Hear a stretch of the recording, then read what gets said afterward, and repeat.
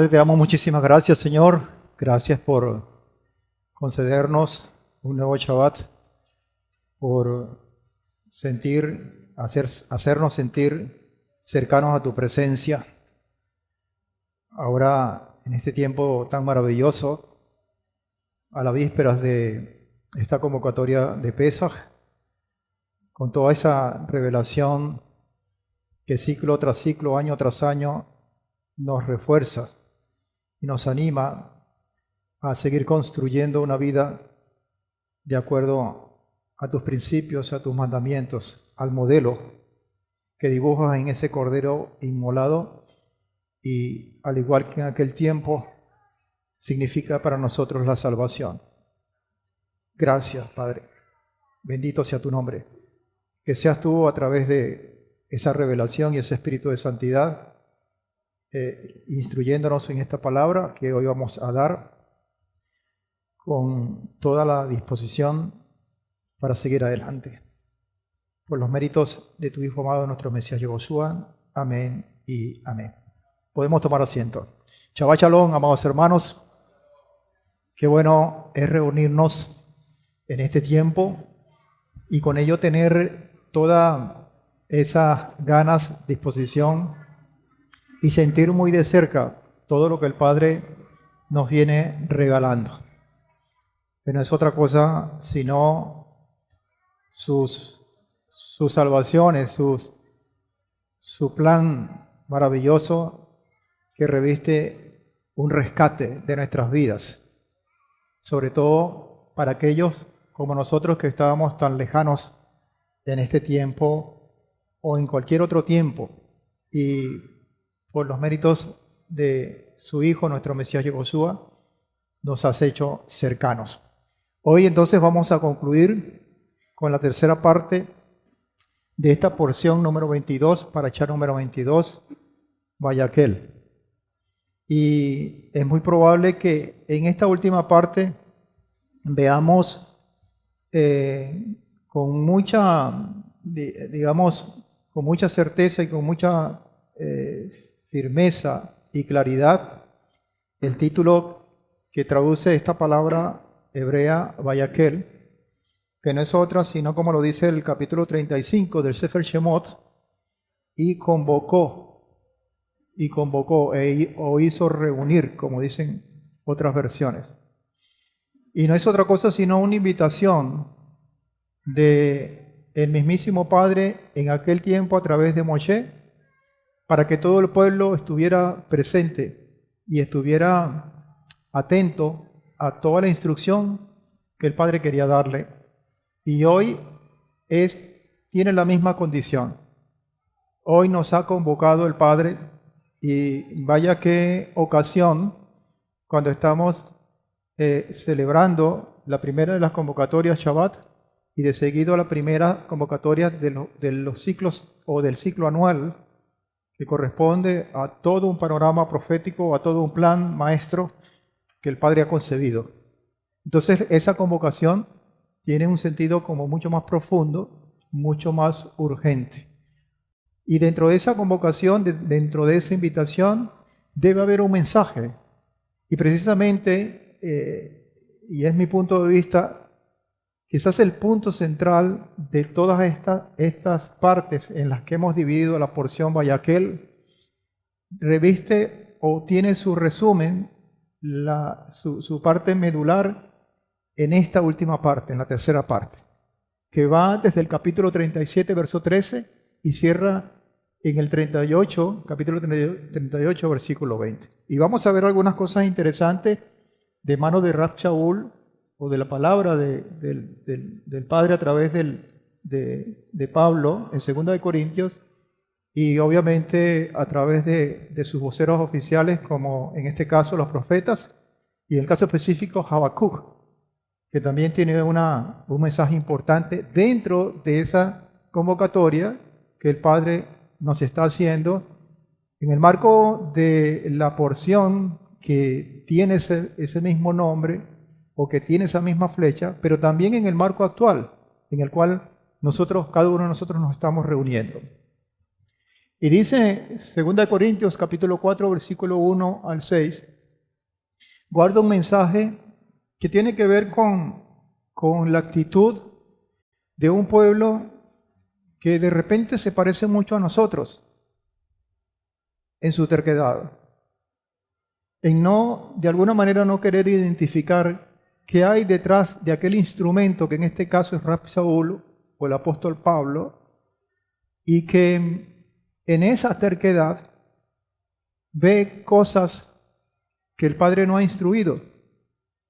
Y entonces es como un llamado un llamado de atención por parte del Padre, del mismísimo Padre, a través de su instrumento, Pablo, o Rab Shaul, o Saúl de Tarso, como también se suele llamar.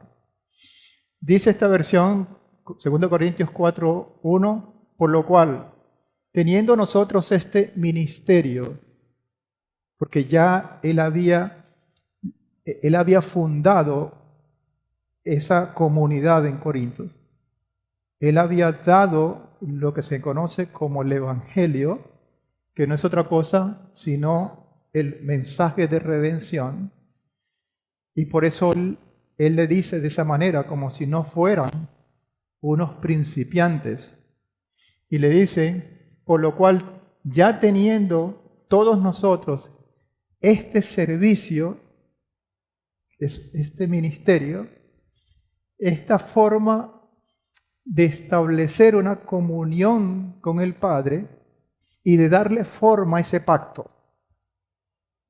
Teniendo ya eso seguro, dice, según la misericordia que dentro de ese mismo paquete recibimos, no desmayamos. Entonces hay una especie de combinación en estas cortas palabras de lo que el Padre da, de lo que el Padre ofrece, pero de lo que nosotros también debemos colocar, que no es otra cosa sino esa convicción de ese servicio y la fuerza necesaria, la perseverancia para no desmayar.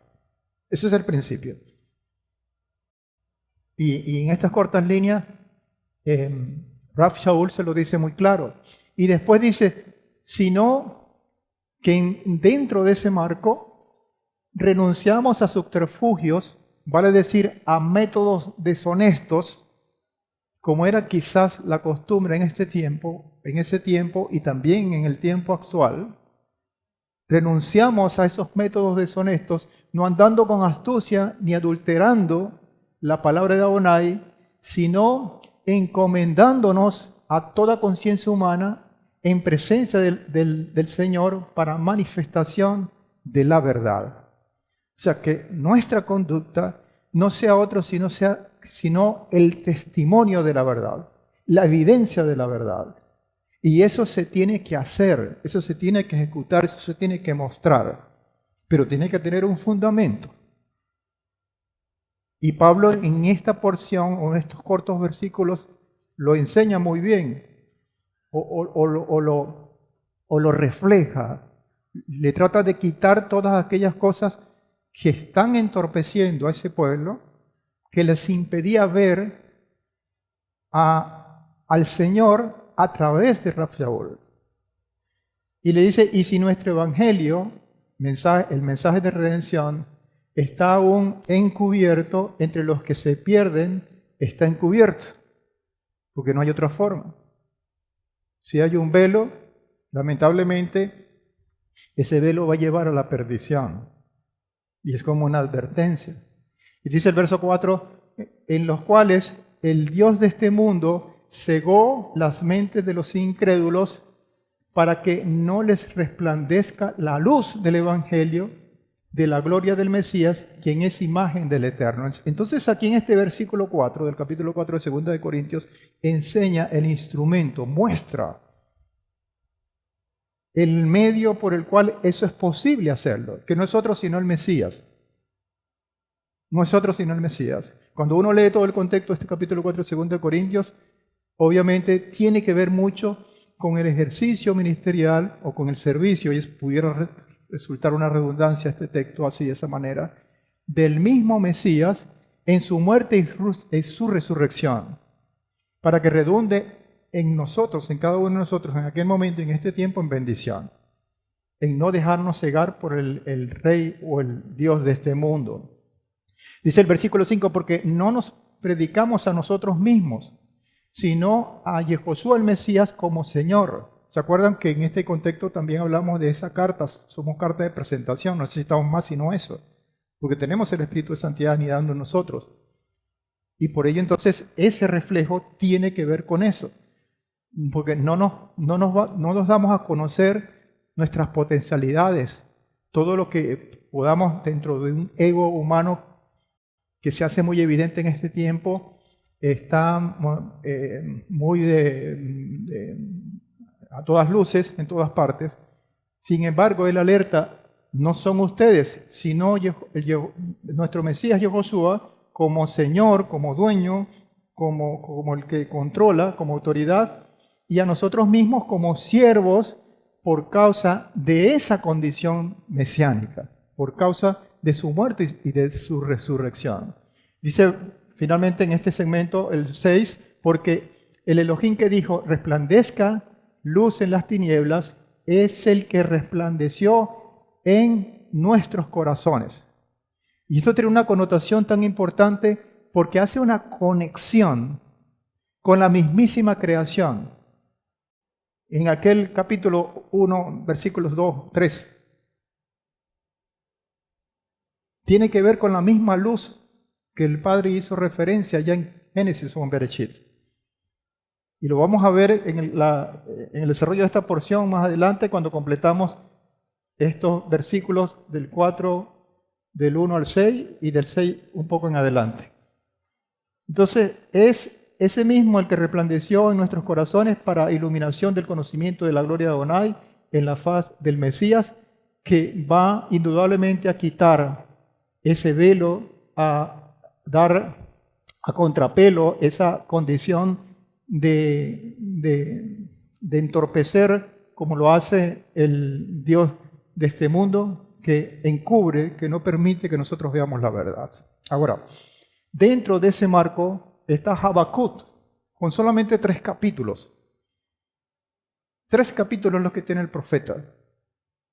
Y dentro de esos 3 capítulos hay una condición a la cual ya estudiamos brevemente cuando hicimos el análisis somero o muy superficial de este profeta, en el cual él tiene como una especie de discusión con el mismo Padre Celestial y no manifiesta una culpa directa al mismísimo pueblo de Israel, sino que más bien hay una condición de preguntas del propio profeta hacia nuestro Padre que manifiesta una frustración.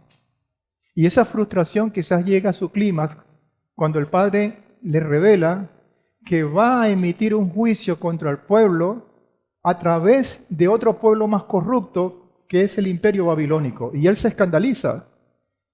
Y él dice, ¿cómo vas a utilizar, más o menos parafraseando lo que él tenía en su mente, cómo vas a utilizar un pueblo que es peor que nosotros para juzgarnos a nosotros? Y entonces es cuando él le dice, es que ese pueblo, el cual yo voy a utilizar, el cual yo voy a utilizar como instrumento temporal, también va a ser juzgado. Porque ambos, de alguna manera, me están desobedeciendo. Y claro, ya después hay una brecha entre lo que es Israel y lo que es Babilonia. Pero es importante señalar lo que este hombre siente en este momento. Y dentro de esa condición, ya al final de su libro, vale decir al final del capítulo 3, en los últimos versículos, él como que entra en una reflexión profunda que es muy válida para nosotros hoy día. Porque tiene que ver con una condición de aceptar una verdad sin dejar de ver, sin dejar de percibir y de sentir la esperanza que esconde esa verdad. Y eso lo podemos resumir en estos últimos versículos del capítulo 3 que van del 13 al 19. Cuando dice, has salido en socorro de tu pueblo para salvar a tu ungido. Y ahí, bueno, Quizás hay una diatriba que se parece mucho al capítulo, célebre capítulo de Isayahu, cuando el ungido, unos dicen que es el Mesías y otros dicen que es su pueblo. Pero es claro que hay una condición de unidad entre el uno y el otro. Y hay un momento en que quizás los dos pueden dar respuestas a esa duda en algún momento. Y podamos estudiar eso en su momento. Entonces, ha salido un socorro de tu pueblo para salvar a tu ungido. Destrozas el techo de la casa del impío y desnudas su cimiento hasta la roca. Con sus propios dardos traspasas el caudillo y sus tropas se dispersan en torbellino cuando triunfantes iban a devorar una víctima a escondidas. Hollaste con tus caballos el mar y la mole de las grandes aguas hierve. Lo escuché y se conmovieron mis entrañas. No es otra cosa sino la narrativa de lo que estaba percibiendo como anuncio de alerta a lo que iba a suceder con Israel cuando es invadido, cuando es llevado por este imperio babilónico. Y parece que ya llegando al final del libro, insisto, iba a dejar esta condición como en las nubes, como si no tuviésemos o si no tuviese él en aquel momento ninguna esperanza, ninguna salida, sino que sumergido en ese reclamo que comenzó con el mismo capítulo 1 hacia el Padre, se quedó ciego. Pero ahí mismo está la luz aquella de la cual se refleja en el breve relato que tuvimos en 2 de Corintios con Rab Shaul. La luz que da claridad en medio de la oscuridad, que da claridad para reforzar esperanza cuando aparentemente no hay ninguna. Porque eso es lo que está sucediendo acá. Se conmovieron mis entrañas y mis labios palpitaron al oírlo. La podredumbre entró en mis huesos y dentro de mí mismo me estremezco porque debo esperar. Y dentro de ese, ¿sabe qué? Que es frustrante para una persona cuando ve que el mundo se está cayendo por cualquier circunstancia, bien sea externa o interna, y usted no puede hacer nada. Usted está impotente, porque no está facultado para eso por alguna razón.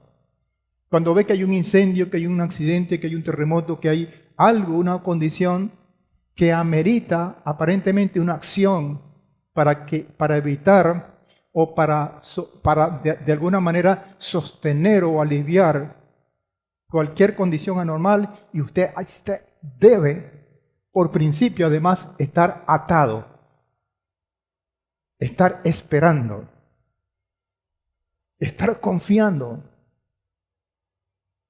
en alguien que sí va a ser y que no somos nosotros.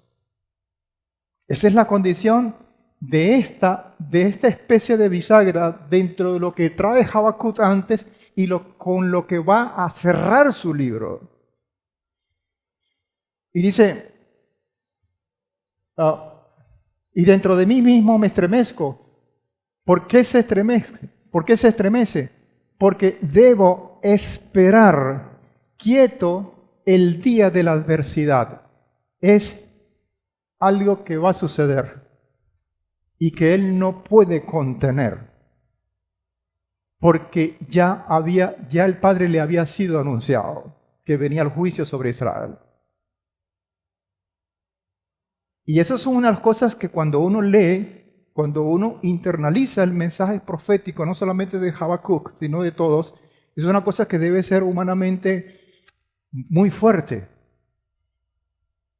Muy fuerte porque los profetas sabían, por esa visión celestial, de las cosas que venían y no podían hacer absolutamente nada. Porque todas las advertencias de la cual ellos habían sido voceros, habían sido olvidadas u obviadas. Y por lo tanto, solamente les tocaba esperar. Amados hermanos, y esa es la actitud, quizás, no sé ustedes, pero a mí me pasa con mucha frecuencia, que cuando vemos las noticias, cuando vemos las cosas que están pasando, uno como que se llena de impotencia por algún momento, y uno le toca hacer como Habacuc, esperar Pero esa esperanza, esa espera debe estar llena de confianza, de convicción, de fortaleza, porque lo que viene está dirigido y controlado y advertido además por el propio Padre Celestial. Esa condición no ha cambiado. Quieto en el día de la adversidad, cuando el pueblo que nos ha de invadir suba con sus tropas. Y eso pasó. Dice el versículo 7, ahí hable, no estoy hablando como los chinos, hable. Y ahí abre entonces un paréntesis con otra visión dentro de esa oscuridad, con otra luz muy brillante, muy resplandeciente, dentro de un entorno interno y externo que no tenía nada que ver con esa brillantez o con esa claridad. Y dice, aunque la higuera no florezca, porque eso es lo que está viendo, porque ¿cuál es la higuera? Es su pueblo, aunque no dé esa flor con aroma grato, hermoso, que se va a convertir posteriormente en un fruto, aunque eso no pareciera estar presente en esa realidad que le está viendo. Dice, ni en las vides haya fruto, no hay fruto por ninguna parte, no hay una condición que diga, oye, el pueblo se va a salvar porque el pueblo me ha hecho caso, o mejor dicho, le ha hecho caso al Padre al cual yo he defendido, del cual todos los profetas en su momento han vociferado. Y hay un hilo de esperanza por la línea de la obediencia y que se va a evitar eso. Dice, aunque eso no suceda, dice el Habacuc, aunque engañe el producto del olivo y los campos no produzcan alimento, aunque se acaben las ovejas del redil y no hayan voces o vacas en los establos, con todo lo negativo, lo oscuro, lo adverso, dice, yo me alegraré en Adonai y me gozaré en el Elohim de mi salvación. Y dice, Adonai es mi fortaleza, Él me da pies como las de siervas y me hace andar en las alturas. Y ahí cierra el libro. Una tremenda lección, una tremenda advertencia y un tremendo ejemplo para nosotros en este tiempo que tiene que ver mucho con lo que vamos a estudiar en este día. Amados, yo quiero rescatar y abrir de paso esta pequeña reflexión que tenemos para hoy con una historia que es muy probable que no sea real, sino una fábula, un cuento, pero que su mensaje sí tiene que ver con una verdad contundente. Y en los ciclos pasados hemos hablado mucho o hemos reflexionado acerca de esta historia que voy a leer de forma directa como lo vamos a hacer hoy o de forma indirecta cuando hablamos de términos de obediencia al Padre. Se trata de lo siguiente. Había una vez un hombre rico que debía viajar a un lugar lejano por un tiempo prolongado. Entonces ese es el contexto. Un hombre rico que tiene la autoridad, que tiene el poder, tiene que ausentarse temporalmente. Ya usted puede estar en el contexto de lo que vamos a ver en la historia esta de aquí en adelante. Se va de viaje ese hombre rico por un tiempo prolongado. Pero hay una encomienda de esa autoridad para su siervo. Dice, antes de salir de su casa, le entregó a uno de sus sirvientes una lista donde detallaba las cosas que debía hacer durante su ausencia, advirtiéndole que no se olvidara de leer cada día la lista para hacer, cada día, no se olvidara de leer cada día la lista para hacer lo que le pidió. Esa fue la única advertencia o la única encomienda que le dejó ese señor a ese siervo. Por favor, tienes la lista allí. Léela todos los días. Está pendiente para que puedas ejecutar lo que esté allí. Cuando regresó de su viaje, llamó inmediatamente a su siervo y le preguntó, ¿hiciste todo lo que te ordené? Y dice el siervo, por supuesto, señor, contestó el sirviente. He leído todos los días la lista que me entregaste. No fallé ningún día, como tú me lo dijiste. Todos los días la leí. Y está muy bien, de repente le dice la autoridad. Le preguntó entonces su señor, y obviamente, ¿has hecho lo que está escrito allí? No, señor, yo solamente leí la lista tal como usted me lo ordenó.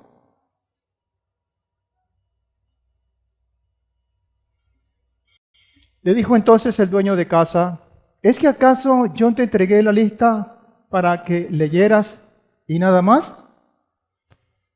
Yo te di la lista para que repases y te sirva como guía, para que de esa manera recordaras todas las cosas que tenías que hacer sin olvidarte de ninguna de ellas. Yo no te di la lista para que su lectura sustituya a lo que debías de hacer. Y esta historia tiene muchas cosas que son obvias y que puesta así uno dice, qué tonto. Si le dio la lista, es precisamente para eso. La lista no era el objetivo, no era el fin, no era el propósito. Era la ejecución de lo que estaba en esa lista y que solamente la lista le servía como guía para poderlo conducir a realizar las cosas. Y la mayoría de nosotros pudiera decir en este momento que es así y que no hay ninguna duda de ello. Sin embargo, cuando trasladamos esta historia, esta fábula, a nuestras vidas y vemos que el Señor, sustituimos los personajes, los hechos y los elementos, nos conseguimos muchas veces con el mismo proceso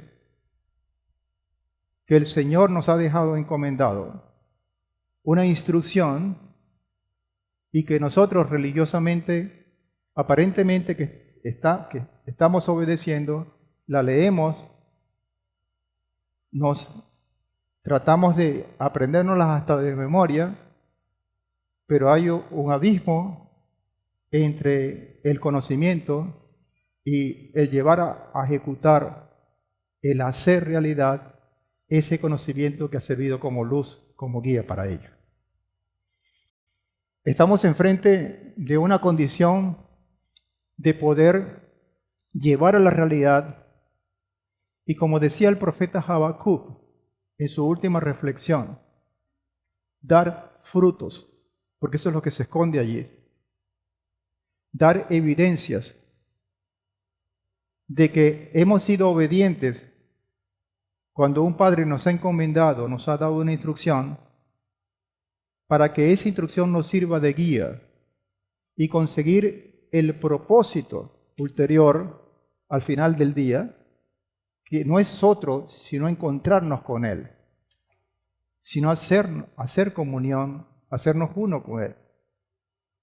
Y claro, el rey vino, no como rey, se ausentó, dejó un testimonio, dejó un legado, lo que llamamos el Mashiach ben Yosef, pero va a regresar y nosotros tenemos que rendir cuentas de cada una de las cosas que Él nos ha encomendado, si le hemos seguido o no. Y todo tiene que ver con este verbo de acción que es hacer. Yo no sé cuántos de ustedes se han dado cuenta de que en la porción, de la tercera parte de esta porción, Vayaquel, este verbo hacer se repite. Yo no las conté, pero son unas cuantas. Hizo, mandó a hacer, ejecutó. Porque no es otra cosa sino la concreción de algo que no es poca cosa, es el mismísimo Mishkan, que el Padre había encomendado o había anunciado desde antes, por lo menos escrituralmente, y lo ha repetido, lo ha repetido, lo ha repetido, hasta que se concrete. Hizo, hace. Y ese verbo que se reitera o que es muy reiterativo en esta porción, llama mucho la atención. Porque para nosotros debe ser un mensaje que se eleva hasta la obediencia. Y que obviamente ese hacer tiene un objetivo, tiene un antes y un después. Porque el hacer es un producto. Cuando uno es obediente, cuando uno confía, cuando uno cree en eso que el Padre nos ha dado, lo ejecuta. Y en ese momento el hacer se convierte en una consecuencia y la fe, la obediencia, la fidelidad en una causa. Pero el hacer también nos lleva como evidencia de aquello que creemos a ser una causa y la consecuencia va a ser esta, la presencia del Padre. Esa es la escala. Ese es lo que tenemos que estar allí. ¿Y qué vamos a hacer? Escrituralmente tiene esta porción, físicamente, materialmente, todos esos elementos que vemos allí y que componen el Mishkan. Y cada uno de estos elementos hemos aprendido que tiene una simbología, que tiene un significado, que trasciende el propio hecho del material propiamente dicho, que trasciende en una simbología que no solamente sirve para ese tiempo, sino sobre todo para todas las generaciones, pero principalmente para este último tiempo. Porque el Padre mandó hacer mucho más allá de estos elementos físicamente hablando, mandó hacer lo que cada uno de ellos simboliza en nuestra vida. Y de allí, entonces, nos planteamos una especie de revisión que es necesaria hacerla, de checklist, para ver si nosotros estamos obedeciendo o simplemente nos estamos conformando con leer la lista de la historia. Porque ese es el punto. ¿Será que estamos simplemente leyendo la lista de la historia, pero no pasamos a la fase de ejecución? ¿Será que nosotros nos estamos conformando con solamente saber, conocer, abultar nuestro conocimiento, pero que quizás eso no permea y no lleva a la fase de ejecución que empieza por la transformación interna de nuestro ser? Porque déjeme decirle, amados hermanos, yo creo que uno de los conflictos que tenían en común todos aquellos profetas era lo que estaba planteado en esta imagen.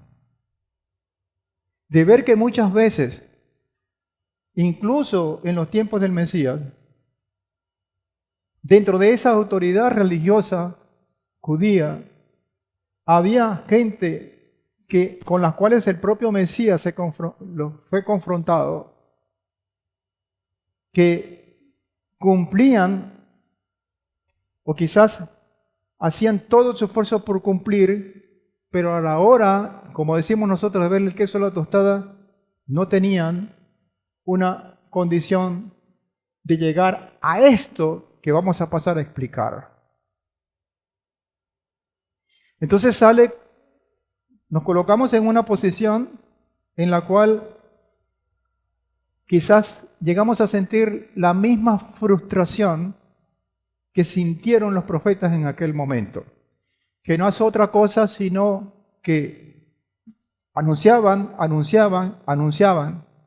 advertían, enseñaban una verdad, mostraban las posibles consecuencias y lo que conseguían del otro lado eran oídos sordos, era una sordera, era desobediencia. Incluso eran no solamente eso, sino una contraposición, porque hasta llegaron a asesinarlos. Entonces es necesario colocarnos como en una posición de ver, ¿será que nosotros, aunque por momentos estamos en esa misma posición de aquellos hombres que recibieron un mensaje y que por alguna razón no hicieron caso?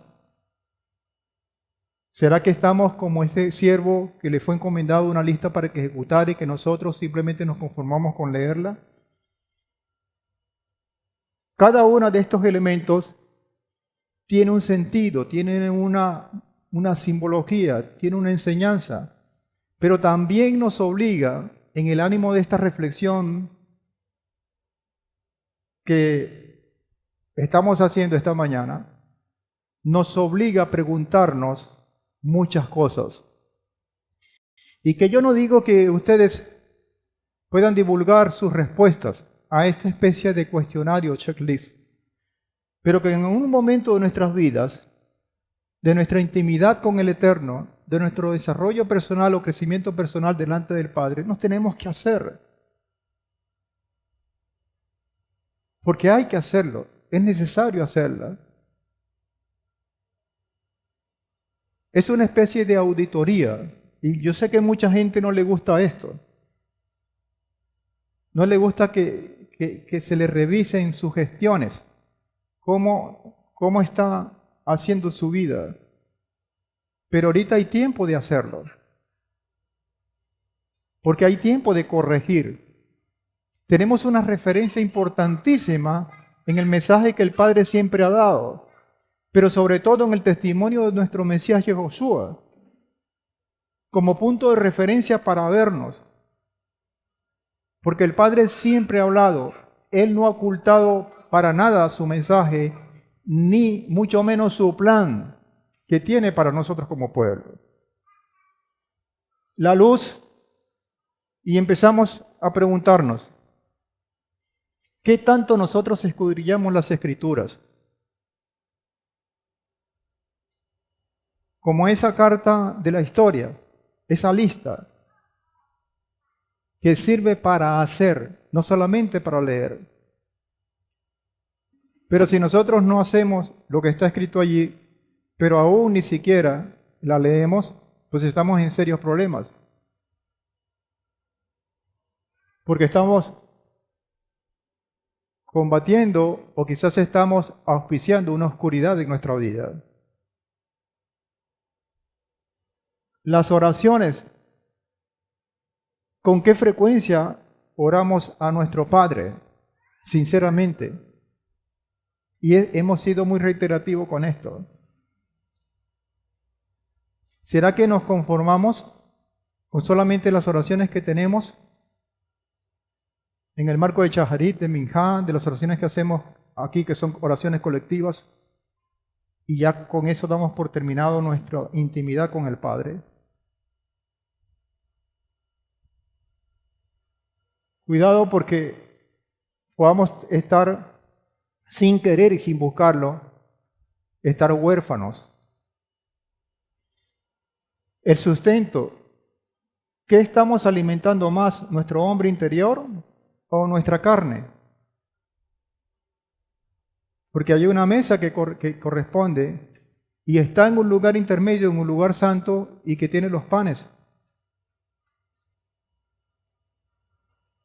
Y obviamente, cuando creemos que estamos fortalecidos, a lo mejor estamos llenos de debilidad desde el punto de vista espiritual porque estamos desenfocados y no estamos viendo de dónde viene y qué provee, cuál es el alimento espiritual que nosotros necesitamos. La limpieza, ¿cómo hablamos? ¿Tenemos malos deseos o hacemos lo indebido con frecuencia?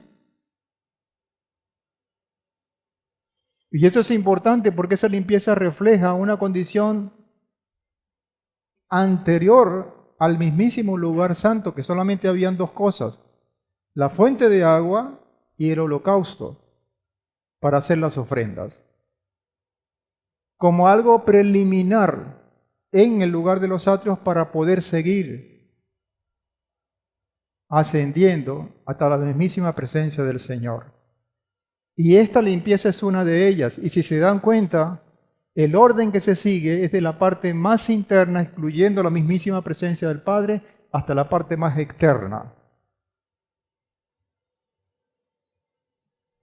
Esa limpieza tiene que ver con sentirnos dignos. Y si no lo hacemos, no estamos en condiciones de presentarnos delante del Padre. porque por algo la ha puesto allí.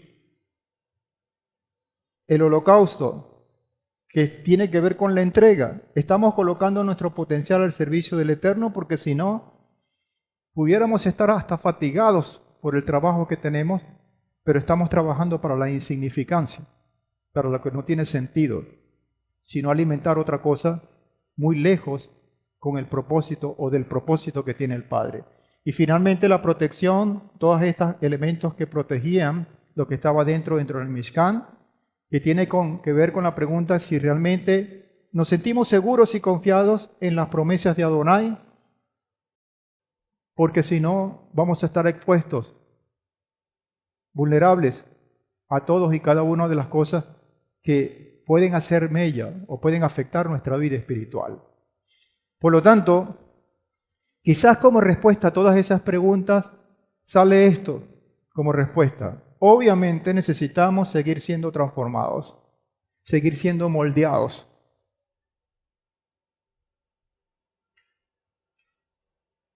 Y ese es el punto. Creo que cuando uno empieza a hacer esa serie de preguntas al Padre, en algún punto de estos elementos que acabamos de ver, en algún punto uno está flaqueando. En algún punto uno tiene mucha más necesidad de transformar su vida. Pero son cosas que usted tiene que saber internamente con usted mismo, que es así, pero sobre todas las cosas exponérsela al Padre, porque Él es el que nos va a ayudar con todo eso. Yo pienso que es el drama que ha estado presente en todas las eras. Es el mismo problema que ha estado presente. Que quizás todas esas condiciones que están acá, unas más, otras menos, no nos permite ver lo que Rab Shaul advirtió en ese momento al pueblo de Corinto, pero que no fue ajeno también a los otros.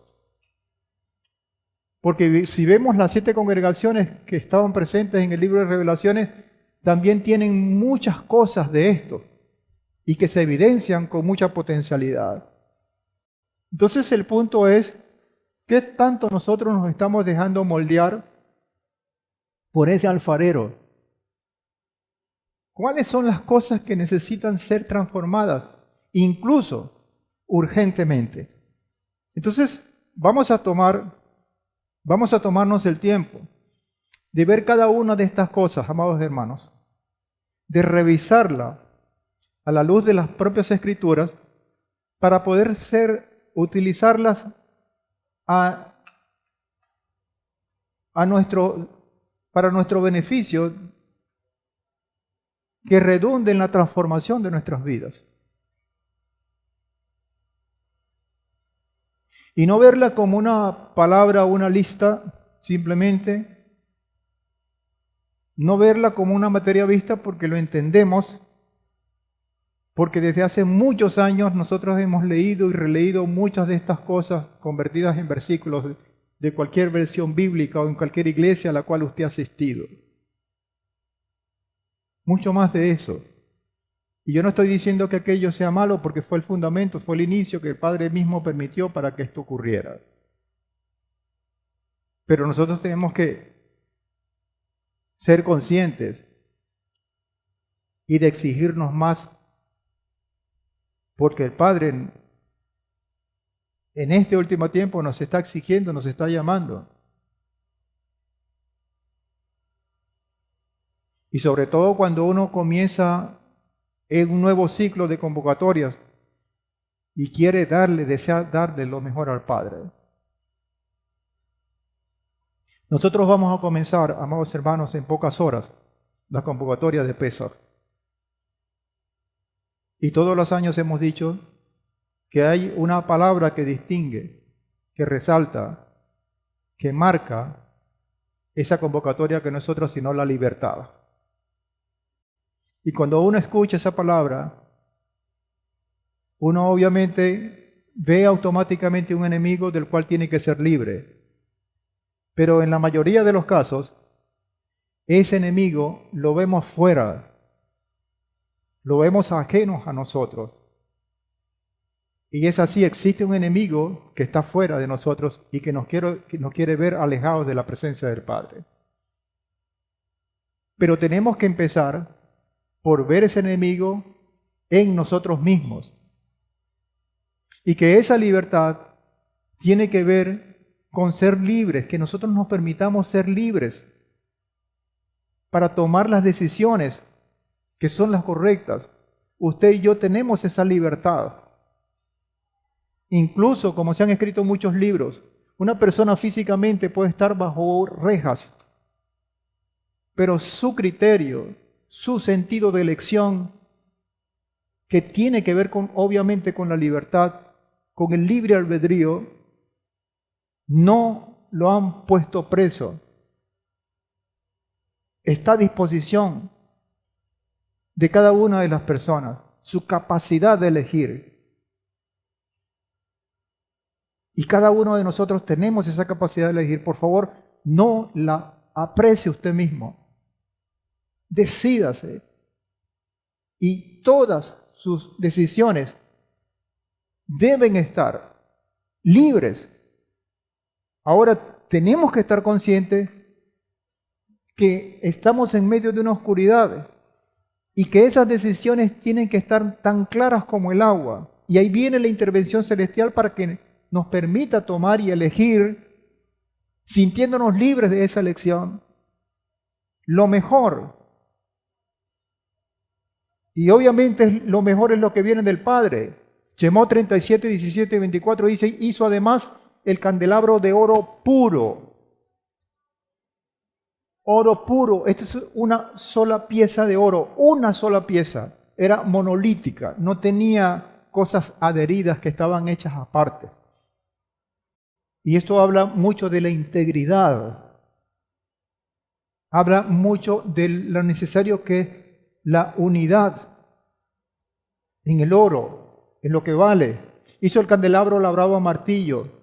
Su base y su caña, sus copas de cálices y sus flores eran de una pieza con él. Tenemos que estar conscientes que esto cuesta. Hay un proceso. Son golpes, es martillo. Y dice, lo hizo con un talento de oro puro, con todos sus utensilios. Y claro, toda esa simbología se vuelca a través de las Escrituras en diferentes versículos de diferentes libros. Según Shmuel 22, 29 dice muy claro, tú eres mi lámpara, oh Adonai. Oh Adonai, tú alumbras mis tinieblas, mi oscuridad. No elija la oscuridad, amados hermanos. Y con esto no estoy negando que podemos pasar procesos oscuros, pero dentro de esa oscuridad tenemos que elegir la luz. Tenemos que elegir lo brillante, tenemos que elegir lo que nos da claridad. Y es muy clara la Escritura cuando dice, tú eres mi lámpara, tú alumbras mis tinieblas. Tehilín 119, 105 dice, lámpara a mis pies es tu palabra. ¿Y por qué lámpara es a sus pies y no a su mente, no a su corazón? Porque con los pies se camina. Porque la lámpara alumbra una acción que el Padre espera por usted para seguir una senda. Lámpara es a mis pies tu palabra, y lumbrera a mi camino. Está muy obvio, amados hermanos. Hay una senda que hay que recorrer, hay un camino que hay que transitar. Mislé 6:23, porque el mandamiento es lámpara y enseñanza, luz y camino de vida, de reprensión que corrige. Porque debemos estar conscientes que a lo mejor en ese camino es necesaria la corrección por una o por otra razón. Pero sin esa luz en medio de la oscuridad, es imposible ver dónde está el camino correcto. Entonces es importante tenerlo presente. La otra cosa es el altar del incienso. ¿Sabe qué lugar ocupaba ese altar?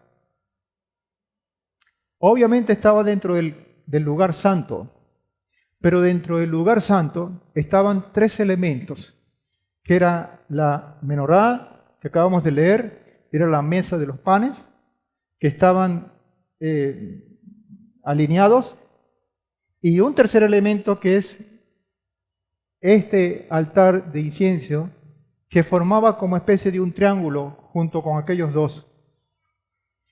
Y ese altar estaba en todo el medio y era el que estaba pegadito a ese telón que separaba el lugar santo del lugar santísimo.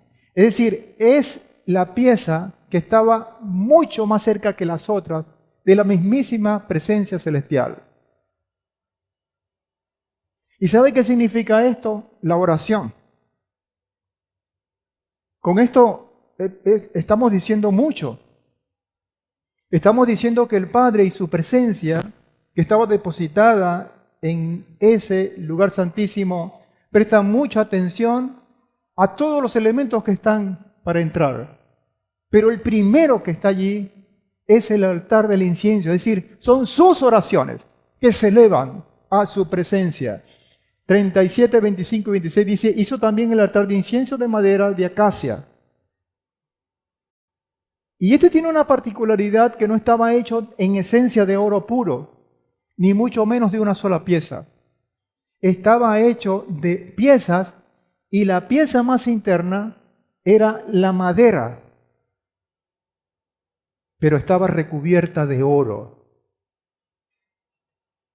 Estaba protegida con oro. Dice, y la revistió de oro puro, su tapa, sus paredes en derredor y sus cuernos le hizo una moldura de oro. ¿Cómo es que nosotros decimos que ese incienso representa o simboliza esas oraciones? Porque la misma palabra nos los anuncia. Tehilín 141, 1 al 3. Oh Adonai, a ti he clamado, apresúrate a venir a mí. Oye mi voz cuando te invoco. Mi oración está aquí como incienso delante de tu presencia que está ahí cerquitita. Está ahí casi por rasgar ese velo que lo hizo el Mesías para que nosotros con nuestros ruegos, con nuestras oraciones pudiéramos estar en contacto con Él. Esto no es poca cosa y el Padre lo valora de esa manera. Por lo tanto, si nosotros estamos despreciando, no despreciando, sino a lo mejor no dándole el justo valor que tiene, o estamos desperdiciando momentos de intimidad con el Padre, pues quizás estamos colocando ese altar de incienso, sí, es parte de nuestra vida, pero lo estamos colocando a lo mejor en los atrios, y no es el diseño original. Ese no es el diseño original. Y dice Tehilín 17:6, oh Elohim, yo te invocaré, tú me responderás, inclina tu oído hacia mí y escucha mis palabras. Y está cerca, repito, es lo más cerca que está a esa presencia del Padre. Primera Yohanan 3:21 al 22, amados, si el corazón no nos condena, confianza tenemos para con Adonai.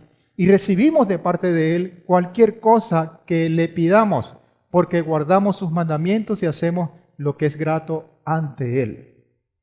Y volvemos otra vez. Guardar sus mandamientos y hacemos lo que es grato delante de Él. Es decir, este altar de incienso no funciona solo. No es esa, ¿cómo se dice? Que uno lo frota y sale el genio. La lámpara. No es eso. Hay todo un proceso que obviamente tiene que ver con guardar sus mandamientos y hacer lo que es grato delante de Él. Y allí entonces vamos adelante a la presencia del Padre. ¿Hasta aquí estamos bien? ¿Hay frío, hay calor o qué? Hay frío. Y mucho, pero sabroso, ¿verdad?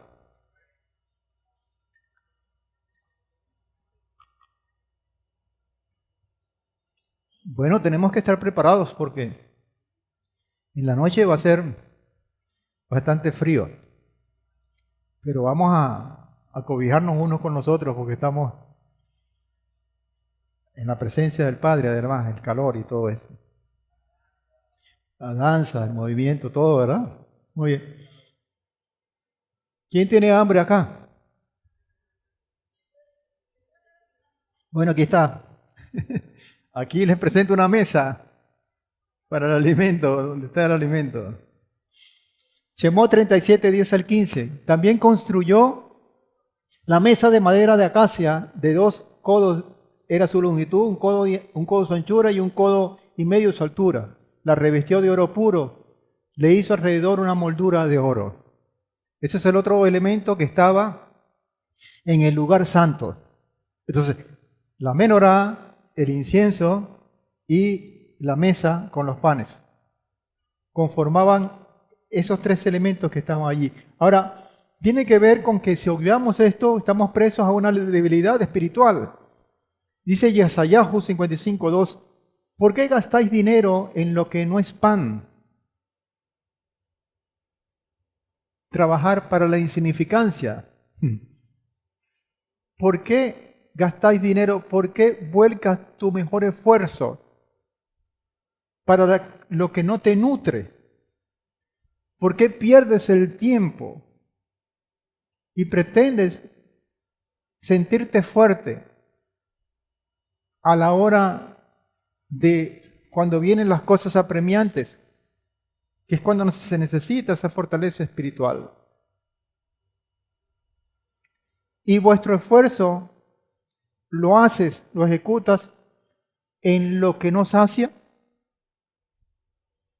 Oídme atentamente y comed lo bueno y deleítense vuestras almas con manjares. Y esto tiene que interpretarse en el sentido netamente espiritual. No solo de pan vive el hombre.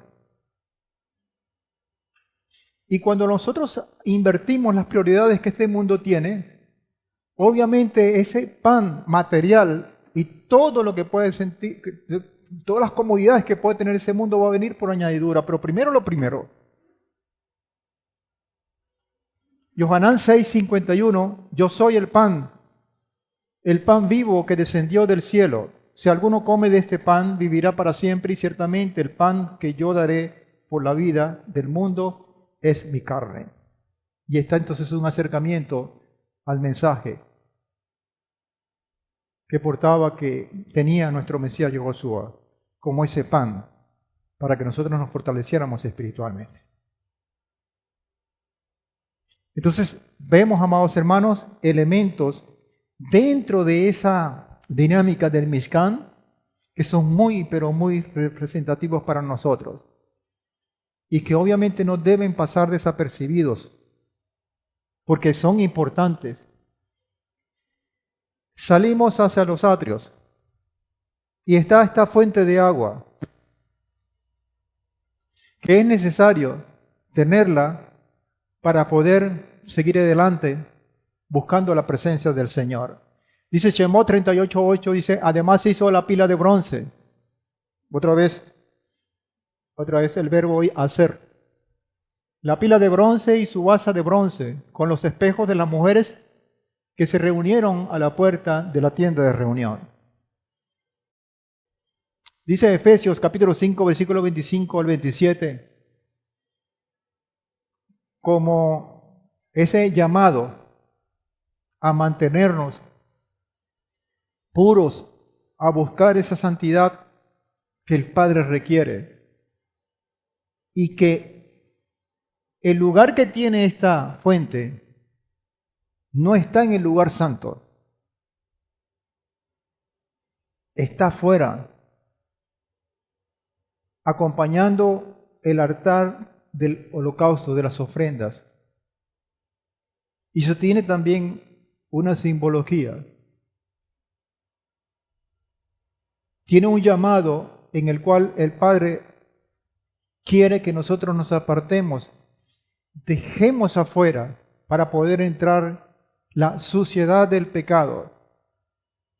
Hagamos las diferencias, nos consagremos cada día más para poder aspirar a poder pisar, así como el Padre en su entorno, aquella zarza ardiente, le advirtió a Moshe, quítate las sandalias que tienen en tus pies porque lo que estás pisando es santo. Maridos, amad a vuestras esposas, así como el Mesías amó a la congregación y se entregó a sí mismo por ella, para santificarla. Es decir, para conseguir este efecto que estaba previo al lugar santo, habiéndola purificado en el lavamiento del agua por la palabra, a fin de presentársela a sí mismo a una comunidad gloriosa que no tuviese mancha ni arruga ni cosa semejante que fuese, sino que fuese pura y sin mancha. Porque al final, eso es lo que está escrito en el libro de Revelaciones como parte elemental para que nosotros podamos entrar en su presencia. Está este otro elemento que es el altar del holocausto, de las ofrendas, que está también acompañando en el atrio, está afuera. Dice el 38.1, hizo el altar del holocausto de madera de acacia de 5 codos de su longitud y 5 codos su anchura, cuadrado, y 3 codos su altura. Dice 1 Corintios 15:58, así que mis hermanos amados, estad firmes, inconmovibles, abundando en la obra del Señor siempre, sabiendo que vuestro trabajo en el Señor no es en vano. Efesios 5:1 dice, sed pues imitadores de Adonai como hijos amados, y andad en amor como el Mesías también nos amó, y se entregó por nosotros en ofrenda y sacrificio a Elohim para olor fragante. Eso es lo que está allí. Una entrega total. Y para nosotros, esa entrega tiene sentido a través de nuestro Mesías Yehoshua y su testimonio, su ejemplo para seguir adelante. ¿Hasta aquí estamos bien? Muy bien. El último tenemos eso. Cada una de las capas que cubre el propio tabernáculo en esencia como tal. Que no es otra cosa sino es una protección. Y vimos en su momento cada uno de estos elementos, de estas cubiertas, y qué simbología representaba cada uno de ellos. Pero también tenemos que saber que si no cubrimos eso con lo que representa cada una de estas capas, estamos expuestos y somos muy vulnerables. Tehilín 34:7 dice, el ángel de Adonai acampa alrededor de los que le temen y los defiende. Dice Tehilín 121:7, Adonai te guardará de todo mal, él guardará tu alma. Y Tehilín 61:3, porque tú has sido mi refugio, torre fuerte frente al enemigo. Por lo tanto, usted y yo gozamos de esa protección, de esa cobertura.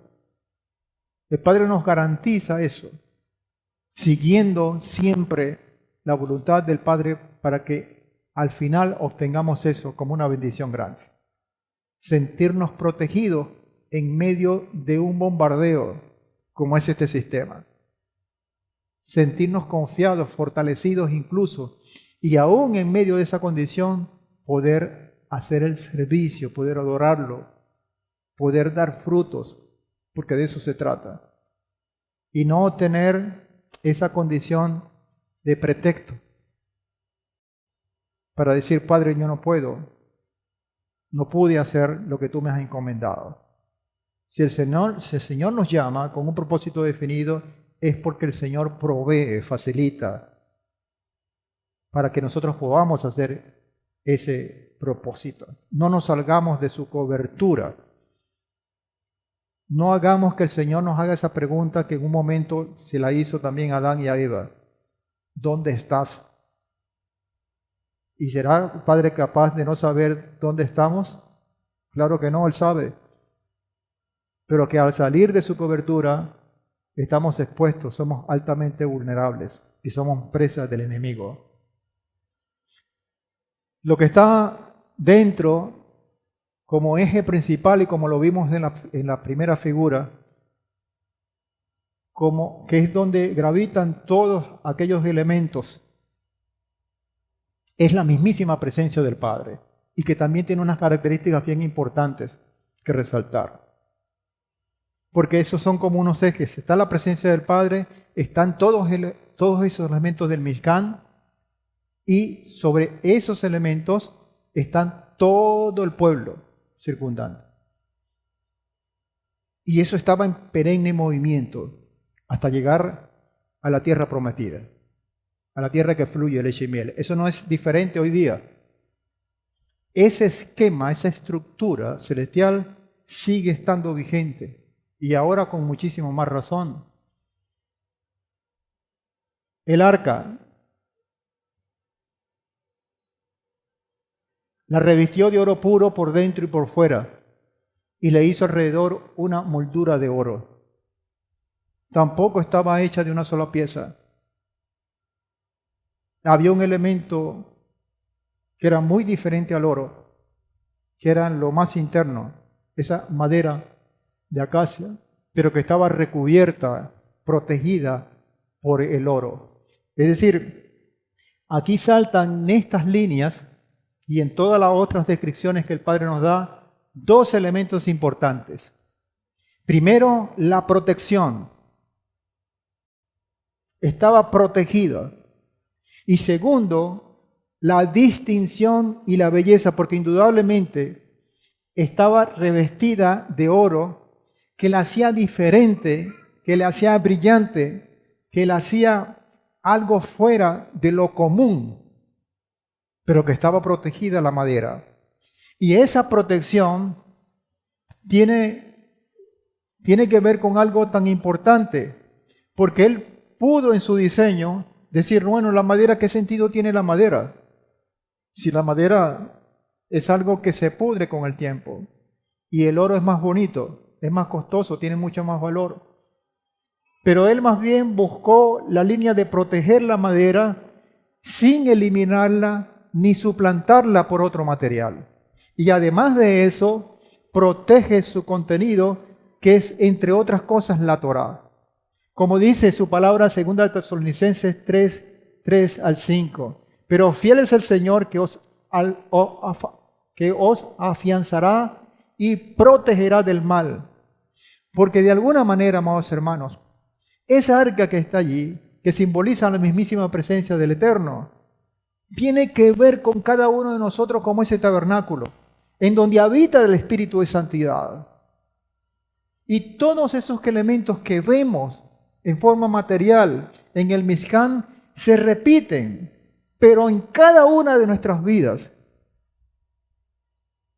Somos una copia al carbón. Somos el reflejo de ese tabernáculo que el Padre colocó en el desierto. Dice, pero fiel es el Señor que os afianzará y protegerá del mal. Porque nosotros somos la madera que está allí, que necesita ser protegida, que necesita ser cobijada, para que ninguna cosa del comején, entre comillas, no le haga daño y pueda servir, pueda cumplir con el propósito por el cual ha sido llamada. Protegerá del mal, y estamos confiados en el Señor acerca de vosotros, de que hacéis y haréis.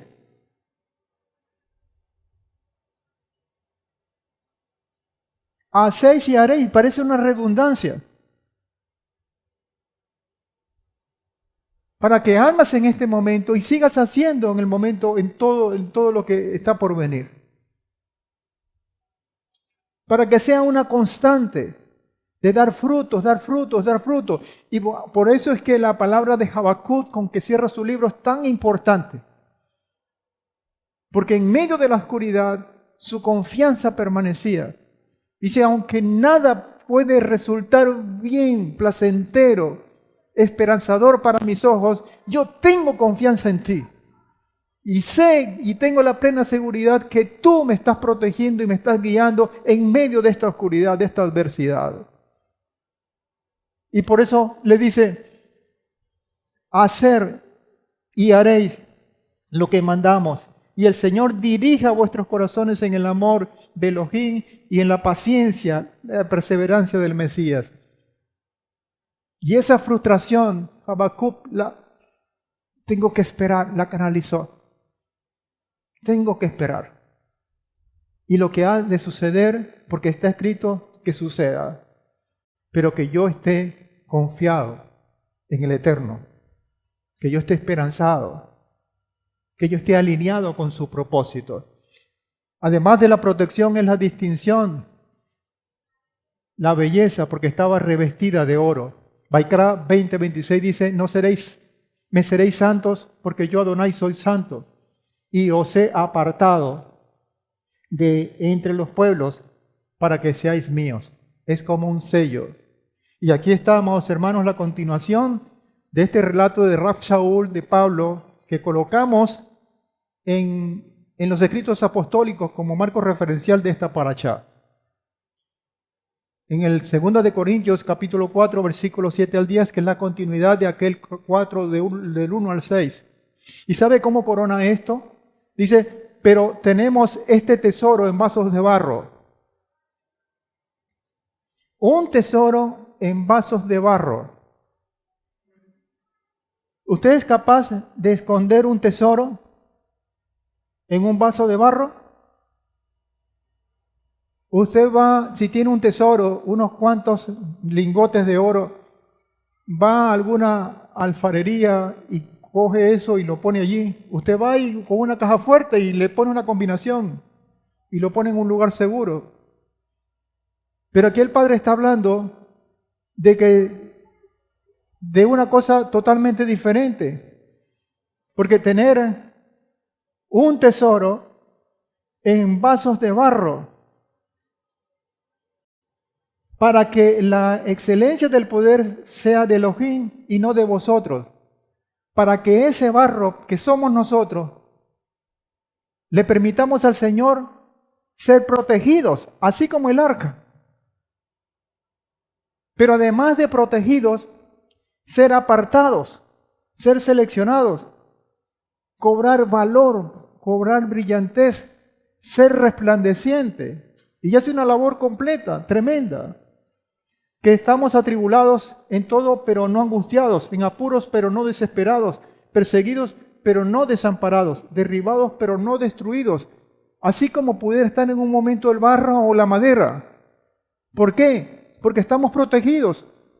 Y dice finalmente, verso 10, llevando en el cuerpo siempre por todas partes la muerte de Yehoshua, para que también la vida de Yehoshua sea manifestada en nuestro cuerpo, que es tan vulnerable.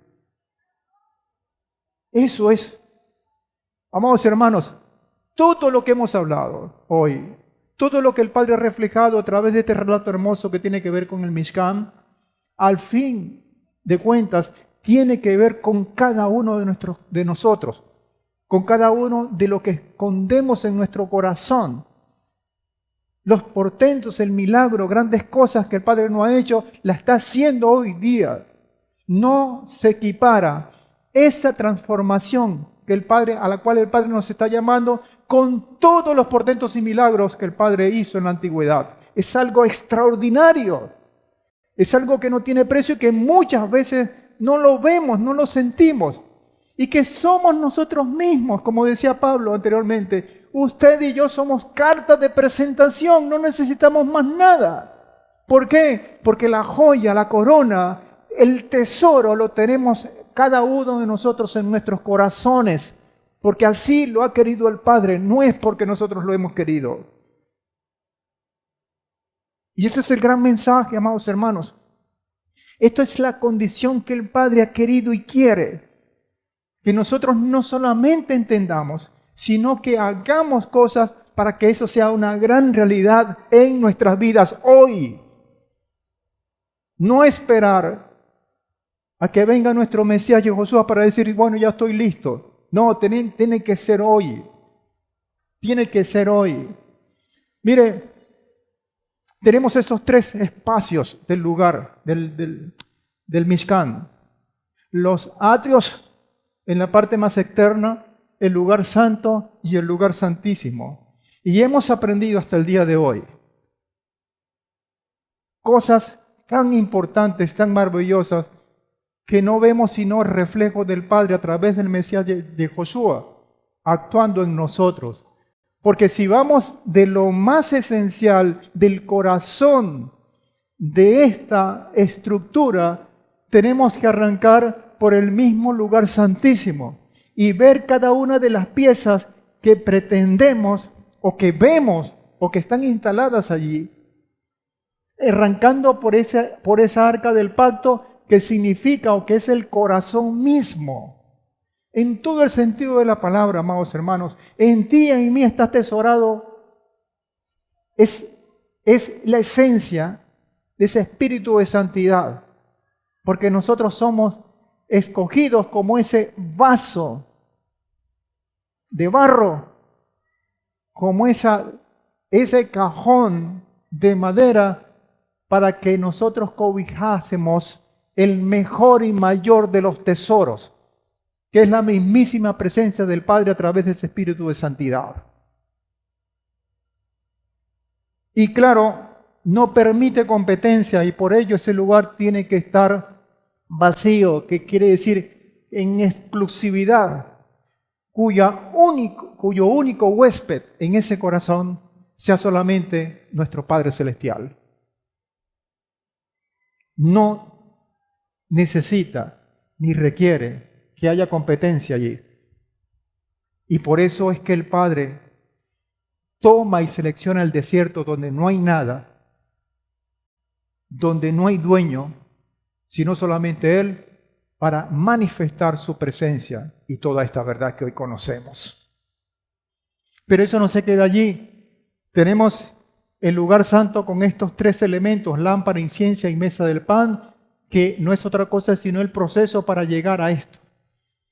Y lo hemos querido hacer de esta manera, de lo más esencial, de la médula que es el corazón del lugar santísimo hacia afuera. Porque así nos enseña esta palabra. Y tenemos esa luz como lámpara, ese incienso como oración y esa mesa del pan, del sustento. Esos son procesos que nosotros tenemos que articular. Y tiene que ver mucho con la ejecución de nuestras vidas. Este es el día a día para nosotros. Este es el día a día.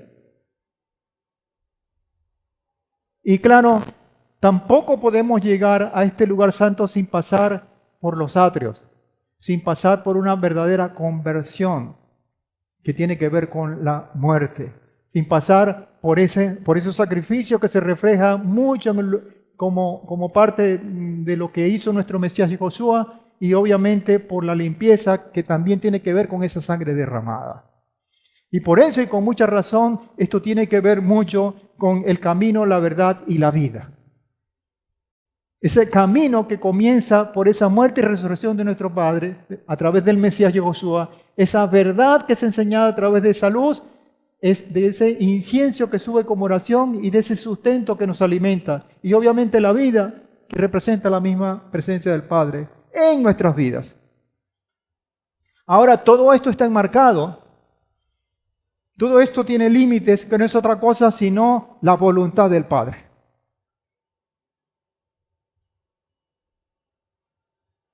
Y allá está. El Padre es un Padre de límites. Y tenemos que verlo. Tenemos que hacer la diferenciación, la distinción entre una cosa y la otra. Y eso se llama discernimiento espiritual. Todo eso está enmarcado dentro de ello.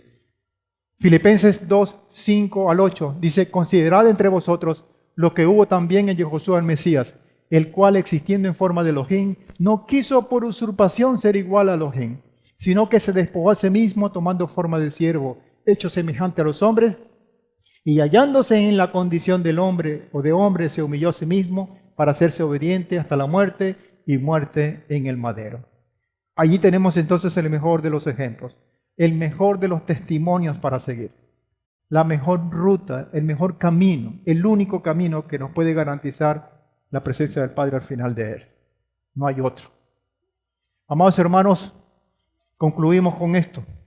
Lo que el mismo Padre escribe a través de Rab Shaul, del apóstol Pablo, en Romanos 12, 1 y 2, que no es otra cosa sino la necesidad de ser transformados. Amados hermanos, tenemos que ver, tenemos que vivir, tenemos que sentir la necesidad de ser transformados. Dice 12, 1 al 2 de Romanos: así que, hermanos, os exhorto por la gran misericordia del Padre, esa misma misericordia que hizo alusión en el capítulo 7, por la gran misericordia de Adonai, que presentéis vuestros cuerpos como sacrificio vivo, santo, agradable, Adonai, que es vuestro servicio racional. No os adaptéis al mundo, sino sed transformados por la renovación de la mente para que comprobéis cuál es la voluntad de Adonai, lo bueno, lo aceptable y lo perfecto. Y uno puede decir, ¿será que estos tres requisitos puede tener cabida en nuestra vida?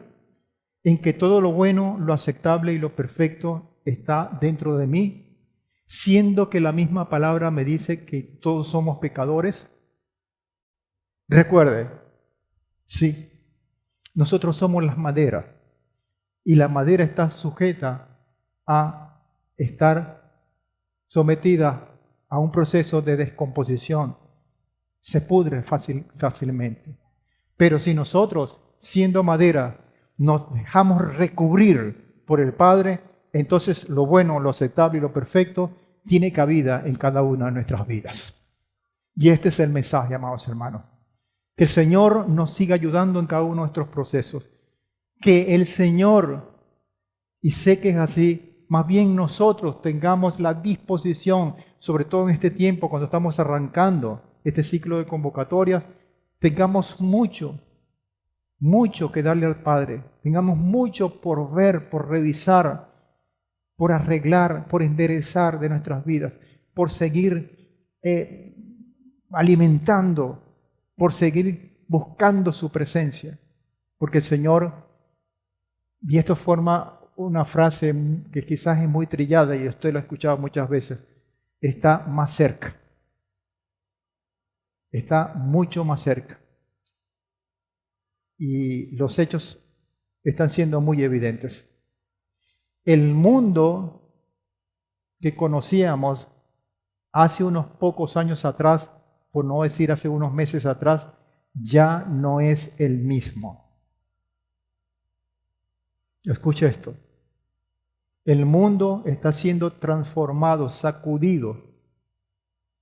Y nosotros tenemos que estar apercibidos cada día más de eso. Eso que está pasando hoy y que todo el mundo conoce y que se refleja en la economía, en la política, que se refleja en los hechos sobrenaturales o naturales como los terremotos, todas aquellas cosas, todo tiene que ver con el fin de este sistema. Y eso no tiene vuelta atrás. Así que hagamos de esta palabra nuestra vida. Hagamos de este Mishkan nosotros mismos, que al fin y al cabo es lo que el Padre demanda y es lo que el Padre quiere con este mensaje.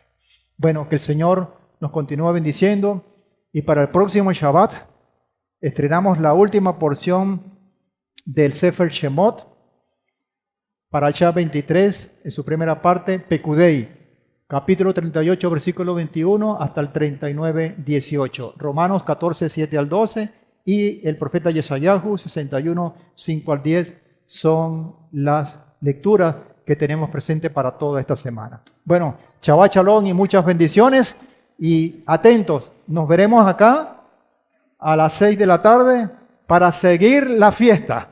Bendiciones para todos.